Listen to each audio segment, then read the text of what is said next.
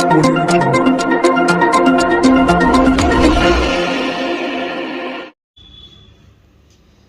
મહાનગરપાલિકાની વિવિધ ઓફિસ અને મિલકતોની સલામતી જાળવણી અર્થે ખાનગી સિક્યુરિટી એજન્સીને જવાનોની ફાળવણી અંગે અંદાજે 30 થી 40 કરોડથી વધુ રૂપિયાના ખર્ચે કામગીરીની સોંપણી કરવામાં આવી છે અને આ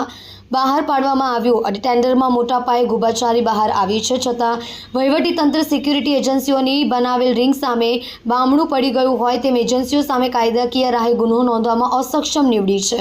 વિપક્ષ નેતા પાયલ સાકરિયાની આગેવાની આમ આદમી પાર્ટીના ડેલિગેશને આજે મનપા કમિશનર શાલિની અગ્રવાલની મુલાકાત લઈ રજૂઆત કરી હતી, જેમાં ₹30 કરોડથી વધુ રૂપિયાની ચૂકવણી છતાં એજન્સીઓ દ્વારા સરેઆમ ટેન્ડરની શરતો અને જોગવાઈઓનું ઉલ્લંઘન ફરિયાદો વિપક્ષ નેતા પાયલ સાકરિયા સહિતના નગરસેવકો સમક્ષ આવેલ છે।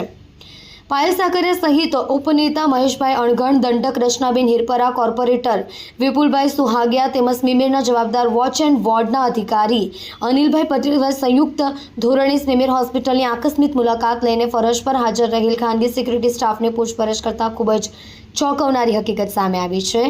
જે મુજબ વિવિધ સ્ટાફ દ્વારા 8 કલાકની ફરજ હોવા છતાં સ્મીમેરમાં અલગ અલગ સ્થળે ડબલ પાળી અને ટ્રિપલ પાળીમાં ફરજ બજાવી રહ્યા હતા। તેઓને આ અંગે નિયત લઘુત્તમ વેતન દરથી પણ ઓછું વળતર ચૂકવવામાં આવી રહ્યું છે। આમ આદમી પાર્ટીના કોર્પોરેટરોએ ચીફ સિક્યુરિટી ઓફિસર જાગ્રત નાયકને સ્મીમેર ખાતે રૂબરૂ બોલાવીને તમામ હકીકતથી સંપૂર્ણપણે વાકેફ કર્યા હતા। જો કે ચીફ સિક્યુરિટી ઓફિસર જાગ્રત નાયકે રાબેતા મુજબ જ ઉડાવ જવાબ આપ્યો હતો અને આજ સુધી આ બાબતે અમારું ધ્યાન દોર્યું નહોતું, એટલે પગલાં લીધા નથી, જે તમામ હકીકતને ધ્યાને લઈને સદર સિક્યુરિટી એજન્સી શક્તિ પ્રોટેક્શન ફોર્સ પ્રાઇવેટ લિમિટેડને બ્લેકલિસ્ટ કરીને દાખલારૂપ કાર્યવાહી હાથ ધરવા આમ આદમી પાર્ટીએ રજૂઆત કરી હતી। આ આખા કેસમાં મ્યુનિસિપલ કોર્પોરેશન કમિશનરે પણ કોર્પોરેટરોની રજૂઆત ધ્યાનથી સાંભળીને જરૂરી પગલાં ભરવાની બાંહેધરી આપી હતી।